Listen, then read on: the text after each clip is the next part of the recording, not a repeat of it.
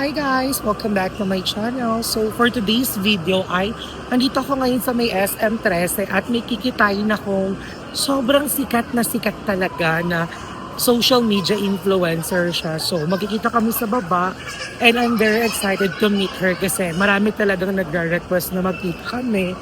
And also, it's an honor and a pleasure to meet her today. So talagang kinakabahan ako actually. Starstruck na ako. Hindi ko pa siya nakikita pero nararamdaman ko na yung magiging reaction ko pag nakita ko siya. Kasi idol ko din talaga siya, guys. So I'm very excited talaga kung sino to at naipakita sa inyo kung sino tong idol ko at sikat na social media influencer na to. So tara, andun siya sa may potato corner daw. So pupuntahan ko siya ngayon kasi nagutom siya. So tara, let's go! So ayan na guys, so nakikita ko na siya dito. Kinakabahan talaga ako actually. So excited talaga akong mamit siya. Hello po. Kayo po ba yung sikat na vlogger? Eto na po siya guys. Sabi ko kasi, i-meet yung isang sikat na social media influencer. Tapos kinakabahan kasi ako na yung stars na ako. Totoo po First ba ko lang? lang, guys. First ko lang. Yes, at first time namin mag-SM13. First time namin dito together. So ayan, nakita kami dalawang Darla po. Opo, ito po. Opo, yes. Hindi ka kasya sa camera, no? Ayun, nakalayo na po yan. Mag-invest ka sa camera. Tapos para kasi ulo ang init sa Pinas sa kaganyan. Hindi pa malamig sa loob. Dito. Oo, 0 degrees. Ikaw kapatid ka ba ulit mo? Excited na mo apam ka. Nagawin lang akong potato corner. Nagutom siya. So mamaya ay pupunta na kami kila Madam Ivan at pagluluto ko ang mga baklado. Totoo ba? Yes, pagluluto ko kayo. Oh my God. Ano ba? Madami naipon sa akin. Ngayon ko pa nga lang nailalabas sa isa. Kanino to? Kay Mami Sunny. Ayan, Mami Sunny, malapit na, maluluto konti na. na Yes. lang. So, ulam Lima maluluto na lang, natin. lima na lang. Hindi, isa na lang. Isa na. Last na nga ito eh. So, ayan ay, abangan nyo mga kaganapan today. At abangan nyo din yung vlog niya. Yala, let's go! And sorry na everyone, at nandito na tayo ngayon kila Madam Ivan. Ayan, so na-ready ko na ang aking lulutuin. So naugasan na natin yung pork. Naiwa ko na rin yung sibuyas, bawang at mga sile. And magluluto tayo ngayon ng Bicol Express. That is from Kuya Sunny. Ayan! Hi Ma'am, she's Sunny. Thank you so much. Dapat to palabok. Pero hindi kasi mahilig ang mga bayot sa palabok, Ma'am. Kaya we decided na mag Bicol Express na lang kami habang nakaupo si Lola sa upuan niya. Yeah, Lola, pahinga ka na, Lola? Oo, maganda ang lola mo. Kasi may ginagawa na ako. May puting ka yung... Sobrang trending ng pinost mo na saan ba ako papanig? Sa El Sabading o sa Ngongo? Ito may bago na naman. Nilagyan ko ni Emma. Ano daw? Ano akong pupunta? Sa Bading. Nilagyan ko na lang ng gin, banda nun. Dito Para banda? hindi na umera. Okay, Maglalat go. mo na. So, ayan. Thank you, Madam Ivan, dahil sa pagpapaluto sa akin dito ulit sa Balermo. Kahit ang dahil mong chika na bawal ako magluto. Di mo matitis ang ganda ko talaga. So, kasama ko din ang si Ayala. Hi na. Hi. So, ayan, yabangan niyo yung vlog niya dahil ang vlog niya ay... Maglilinis sana ako ng kuko. Ang hirap pala nito. Sabi ko, wag na lang kasi baka masugat. Madali yan kapag ibang tao yung gumagawa para sa'yo. Or gagawin mo sa ibang tao. Baka magpalinis na lang ako. Sayang, bumili pa naman ako ng mga ganito. Kasi kala ko kaya ko. Kaya ko yan sa'yo, kaya mo yan sa akin. Ayoko na, tatakot ako na pag ikaw. Kasi mabawal ako Saka masugatan. mabigat pala yung kamay ko. Oo. Ang dami ko kayang napanood din na na-amputate sila dahil lang sa manicure. Konting sugat. Oo, kasi syempre mataas pa sugar ko, diba?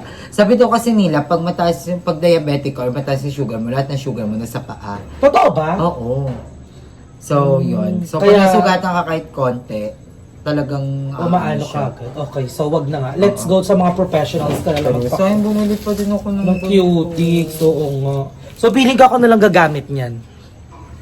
So, ayun na everyone, samahan niyo na ako at magluluto na ako ng ating Bicol Express. Let's go! Ito pala talagang mantika kapag no? Tulog. Tulog. Kaka-ML niya. So, gagantuhin mo siya para magising. Ganun. So, ayan, nagpapainit na tayo ng ating approach. At Bilis mo mantika. maghiwa-hiwa. Yes. Alam mo, gusto ko talaga yung Bicol Express na may sitaw. Hindi ko alam kung bakit ko lang sitaw. The original Bicol Express talaga, wala siyang gulay. Oh. Actually nga, sa original Bicol Express, mas marami yung bagoong kesa sa gata. May bagong to. Yes. Lalagyan mo? Yes. Bawal ka ba? Bawal ako. Bagoong? Totoo ba? Bansa. O, di wag na. Ito na lang. So, sibuyas, bawang, sabay na. Oo nga pala. Bawal ka sa bagoong. Di wag na natin lagyan ng bagoong. Hindi. Or pwede walayan mo na lang ako. Hindi kaya rin lang. Actually, sobrang konti lang din naman yung binili ko. Kaya na yan. Oh, Hindi na iwalayin mo lasa. na lang ako. Hindi man nabubuo yun, isang luto na lang tayo. Okay. Perfect Grabe, na. mag-a-adjust kayo for me. Minsan din naman, nagluluto tayo dito, minsan wala tayong bago. Talaga Kaya hindi ba? siya mahirap. Oo. So, gigisa natin sibuyas, bawang ganyan na yan. Lagay na kagad natin yan. Very lola magluto. No? Alam niyo guys, ang gusto ko magluto, mga lola, mga nanay. Kasi sila, parang hinahagis lang nila yung mga keme. Tapos, parang ang sarap na. So, igigisa lang natin yan. Yan. Pero ikaw na, what's your comment about doon? Yung Saan? awayan na parang tinawag na Sir si Aura, gano'n. Ako to be honest guys, alam mo, nainis na ako nung nag-post ng another video to si, ano pangalan, si Gooding. Ay, another photo si Gooding na parang pinagkakaisa na daw siya ng mga bading, may kaibigan daw siya ng mga bading. At the first place, Gooding, ikaw yung may kasalanan. Sinong Gooding? Si Gooding yung tawag niyo. Jack. Si Jack, pero Gooding yung tawag niyo sa mga ano, di ba? Baliw. Bading ka ipagpad. Gooding kapag good. Na. Pero siya yung nagpa-uso nun, di ba? Nakita ko kasi Hindi, doon si Gooding. ano lang pauso niya, si Liam. Si Liam ba? So parang nakita ko dun hashtag Gooding, sabi niya gano'n. So, ayan si Jack, kasalanan mo. Alam mo naman kung gaano ka-sensitive ang issue when it comes sa misgendering or sa discrimination, sa pagtawag ng ma'am, sir, sa mga kapwa naming LGBTQIA. And then, alam na namin, syempre siguro Christian ka, and we respect your religious belief, pero wag mo namang bastusin yung mga tao na wala namang gusto, i-portray lang nila yung nararamdaman nila at kung sino sila.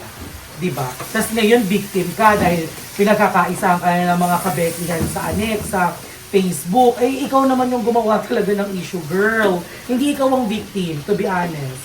Umiinit din yung ulo ko sa kanya, actually. Pero naawa din ako sa kanya at the same time.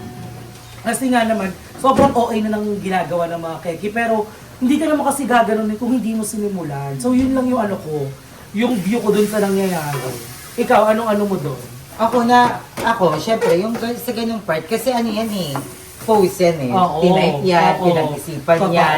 Hindi yan agad-agad na parang kunyari, hindi sinasadya na Oo, natawag kang totoo. bro or kuya. Kasi, Kung ano man yung tawag mo. nahulog ko sa part. Ay, totoo ba? Pero okay lang, okay lang. Carry lang. Ano, Very tawag light dito? mo lang. Ano? Patis?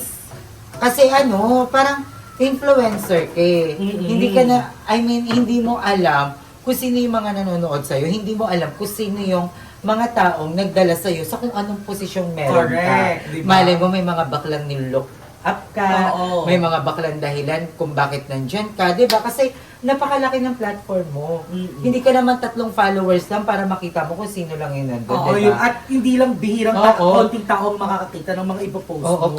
ako especially, sobrang ano ko kay kay Kuya Jo kasi isa-search na nagpasaya, lalo na ng pandemic days ko.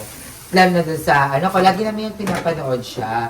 Di ba, parang, ano ba yung parang, kahit sabi mo, nagbibiro ka lang ba? Or yun talaga yung paniniwala mo? Correct. Pero parang, hindi siya kailangan sa ganong eksena na parang si Aura graduate. Tapos, alam mo yun, yung parang, Oo, parang ini-enjoy niya yung araw Oo, na yun. tapos babasagin mo. Pwede mo siya biruin pag sobrang close kayo, Oo, tapos sa correct, kakainuman oo. lang. 'Di ba? And hindi naman siguro mababawasan yung pagkalalaki mo, yung yaman mo, yung bawas ng pagkain mo sa isang araw, yung pamilya mo, kung gaano ka kasaya ngayon, hindi ka babawas yan kung hindi mo kami bibiruin ng gano'n. diba? Totoo. Parang ano ba naman yung ibigay mo na lang sa amin yon. And sa ano kung yun yung paniniwala mo, then goods. Pero, yun ako kasi dati, lagi ako nagagalit pag ganyan. Pag natatawag akong sir, pag natatawag akong kuya, nagagalit ako, pero napagod ako.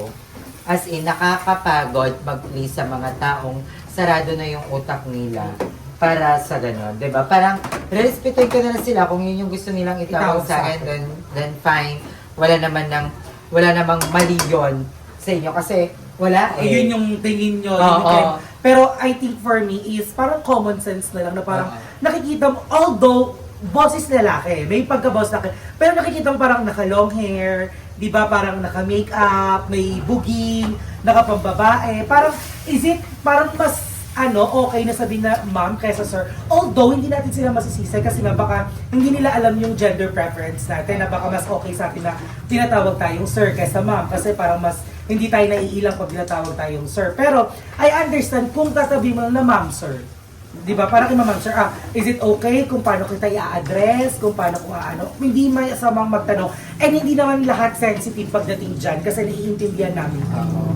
Ako na ano ko na sila, parang hindi na, parang okay na kung anong itawag mo sa akin. Good. Laban na. Oo, kasi katulad, ito na sinabi ko, kung ano man itawag niyo sa akin, hindi yun ikababawas Ng kung sino ako. Totoo. Diba? Parang, pero don't make it a joke na to the point na mapapahiya mo yun. Ipapamukha mo na. Oo, kasi hindi nyo, alam mo yun, katulad, basta, ayoko na kasing mag-ano, kasi katulad ni Kuya Jack, parang nirespeto naman siya. Oo. Diba? Sana, Di ba natutuwa ang mga tao sa iyo, in-uplift ka din naman. Oo. For sure, mga keki ang mga talagang tumakilig kasi ang mga keki gusto niyan masaya lang eh. Oo. So siguro sila din talaga nagpaano. Sana hindi naman nasabihin namin respetuhin mo kami ng todo, pero sana yung konting respeto lang na wag mo nang sirain yung ipamukha sa amin na sir kasi kami, pero kasi nga hindi kami sir.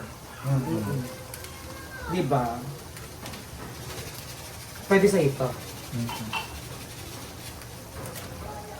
basta parang siyang, nakakainis. Yung masyado ng, kasi laki ng platform mo. Sobrang laki ng platform. Tsaka taga-gentry lang siya. Oo. Madaming mga batang bakla. Totoo. Din, na parang, alam mo yon dumadana sa... Ng bullying, nadidiscriminate, bagets pa lang, Oo. ginagawa ng katatawanan, labeki kapag kembular mo, ganito Oo. ka. Ako I experienced that sa mga kalaro ko Pero sana yun. Pinag-isipan mo muna. I don't know kung ginawa mo lang yun for the clout, or you wanted attention, or ginawa mo talaga yan kasi gusto mo talagang ipaalam sa amin na hindi kami mga babae. Pwede So, nyo hindi kami ko alam. tawaging sir sa sa hindi sinasadyang pagkakataon or huwag nyo na lang kaming tawaging sir. Oo. Pwede nyo kami sitsitan na lang, gano'n. Tawagin sa pangalan na lang namin. Huy Oo. Aura, huy Darla, huy Oo. Keme, wag mo na kami That- sir. Kasi parang ganyan, ginagawa na siyang patatawanan. Totoo, Ginagawa na nagiging siyang joke na siya. panlait. Totoo. Diba? Parang kayo kaya laitin, magagalit kayo, diba? Ngayon, Kasi hindi nyo naman na siya hindi nyo na intention na ipamukha na dalawa lang ang ginawa sa mundo, lalaki, babae. Hindi, ang intention nyo na manlait. Diba? totoo. Actually ako nga, magandang topic din talaga yung mga gender kinembor.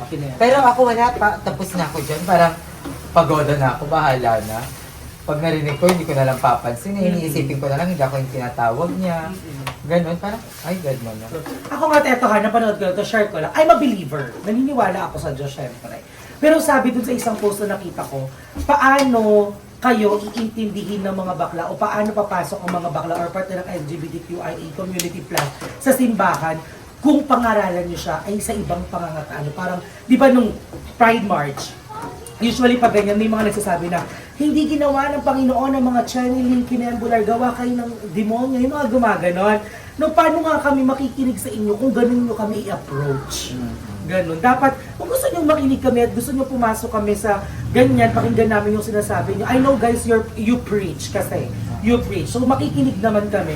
Pero sana, in a proper way, hindi yung pagmumukha nyo sa amin na gagawa kami ng demonyo, sa impyerno kami mapupunta, yung ganun. Oo, ipakita niyo yung tamang pagtuturo. Totoo. Kasi kami nag-isip ko, tama ba? Kasi no? kayo, alam niyo naman na lahat Oo. Nabasa niyo na buong Bible eh. Di ituro niyo. Hindi yung, ikaw demonyo ka! Anak ka, gagawa ka ng demonyo. Ganon ba talaga magturo? Ganon ba magturo? I don't know. Hindi ko... Aminin mo, may mga ganyan na kapag yung sa mga Pride March, may mga pupunta doon na ganyan na we appreciate na nire-remind nyo kami sa kung ano man ang ginawa ng Panginoon. Pero sana, hindi yung ipagsisigawan nyo na kayo ay kasalanan, kayo ay ganito, ganyan. Gusto lang naman namin maging masaya, be. Katulad ng pag gusto nyo maging masaya. Dito kami masaya, be. Diba? Pero may impact ka talaga kay Jack. Ako din, impact ako sa kanya. Alam mo, naawa ako sa kanya in a way na parang, bakla playtime talaga, playtime. May nagsabi doon, nung hinati ni Moises ang dagat, naghihilamos siya. Oo, naawa ako doon na natawa, pero bakla naawa Diba? talaga ako. The fact na dahil sa Kasi nga malaki platform Oo. eh. Madaming nanonood sa'yo. Ang daming magkakaroon ng feedback sa'yo. Kilala ka eh. Nadadamay yung iba. Oo. Like yung mga ibang may kapansanan na katulad niya, di ba? Na nadadamay. Ang daming, katulad na sabi ko, madaming batang bakla. Na madadamay nakakita din. nun. Oo. Pero marami rin bata na katulad mo na nanonood Oo, sa'yo. na pati Na tulad naaapektuhan sila, sila oo. kasi nakikita na, di ba, isipin mo muna kasi kung ano ipopost mo, tangina naman, itatype mo pa yan eh. Hindi lang mo naman ikaw yung pag-isipan. apektado. Ano ba yan? Wala nang joke. Wala ka lang joke na maisip, hindi ka na nakakatawa, hindi ka na ba relevant? Wala na, hindi na gumagana ang utak mo para mag-joke ng iba. Kailangan ba pag nagpasaya ka, manlalait ka ng tao? Totoo. Ganun ba yun? Ganun ba yung pagpapasaya para sa'yo? Excuse me ha, ang laki ng platform mo, sobrang laki ng platform mo. At tignan mo si Aye, isa siya sa napasaya mong tao nung pandemic. Oo. And look what's happening. Diba? Hindi ka lang kasi ayan ikaw na, hindi.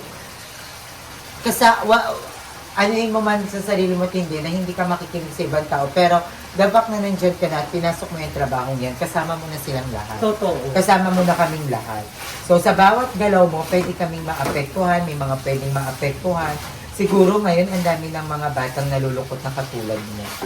Kasi pati sila nalalait. Oo, na nakikita na nila yung nakaisip mga ng bagong joke yung mga mambubuli sa kanila Totoo. na katulad ng Moises, di ba? Yung mga nambubuli sa kanila sa school, nakaisip na ng bagong panlait Ano, sa kanila. Imbis na isa lang or isa lang yung sinasabi sa kanila. Di ba? Syunga-syunga kasi, nakakainis. Dali, hindi mahirap. Ay, nako. Dahil ha, Huwag na alutuin to. ang daming joke na pwede mong gawin. Bakit kasi? Correct. Huwag ka mag-joke na makakaapak ng ibang tao. Ikalma mo yung pusi mo. I-joke mo yung ganyan pag sobrang close mo siya, tropa kayo. Kung may ah, banding kayo, girl. intention nyo lang magpasaya. Tingnan mo, Diba? sabi Pero- tuloy nung taga-gentry doon na kaibigan ko. Na parang kaklase ko siya nung college, ka-schoolmate ko. Parang tumatakbo ka pa ata sa politiko, Jack. Nasabi doon na hindi ka mananalo dito sa gentry. Napakadaming bakla ng LGBTQIA members na taga-gentry at DASMA. O dahil sa ginawa mo, wala kang chance sa kanila.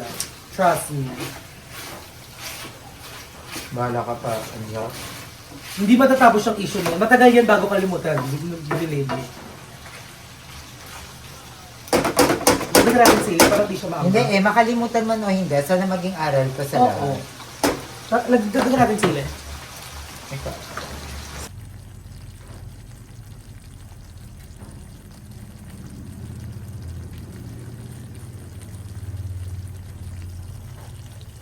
This is my meal. Basmati rice to guys.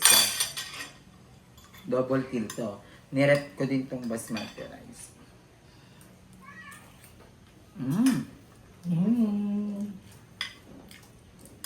Ang sarap.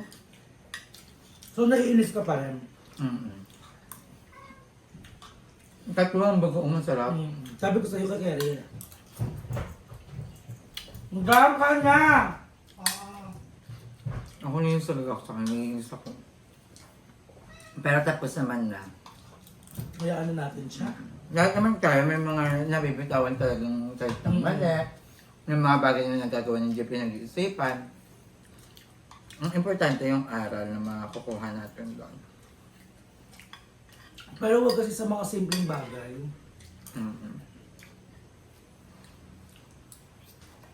Tingnan mo. Katulad ni Madam. Ay, paligap ako. Nahihirapan siya kung kanino siya papagod. Ang kapal na kapal tayo.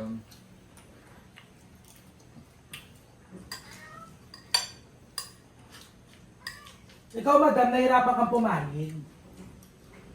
Actually, may ano naman talaga.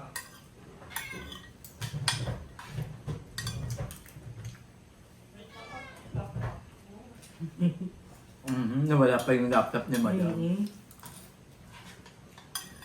Kahit kanito na wala laptop ni Madam.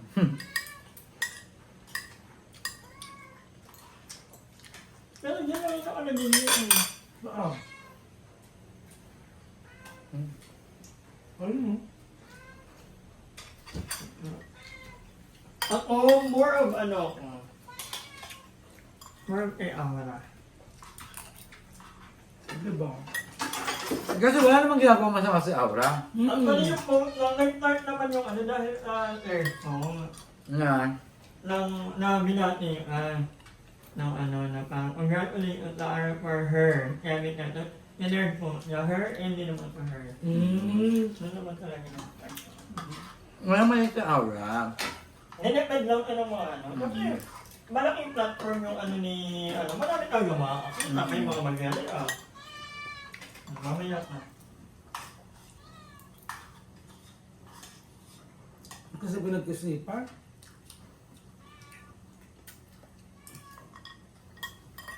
Sarap. At saka kahit anong sabihin niya, Thank you, Ma'am Chisani. thank you mami sa anim, kahit anong sabihin niya, isa lang talaga yung intention niya, pagtawanan si Aura. Mm-mm. Yun yung intention niya. Eh, mali. Hindi para ipaglaban kung ano yung kung pagiging Kristiyano niya. Baka ipaglalaban mo pa kaging Kristiyano mo sa pagtawag sa amin ng bro. Correct. Di ba? Magkaka-plus point ka ba? May cashback ka ba kay Lord pag ginanon mo kami? Mm-mm. Wala. Ang intention mo lang talaga, laitin si Aura. Pagtawanan si Aura, ipahiya si Aura. Yun ang intention mo, that's it. Hindi para pangaralan kami, hindi para mag-educate ka, hindi para patunayan kung ano ba ang pagiging Kristiyano. Hindi. Dahil, High blood naman agad. ang sakit sa kanya.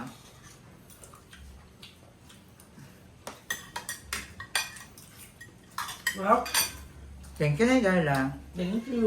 Thank you, Ma'am Isani. Thank you, Lord. Thank you, Ma'am Susan. I love you.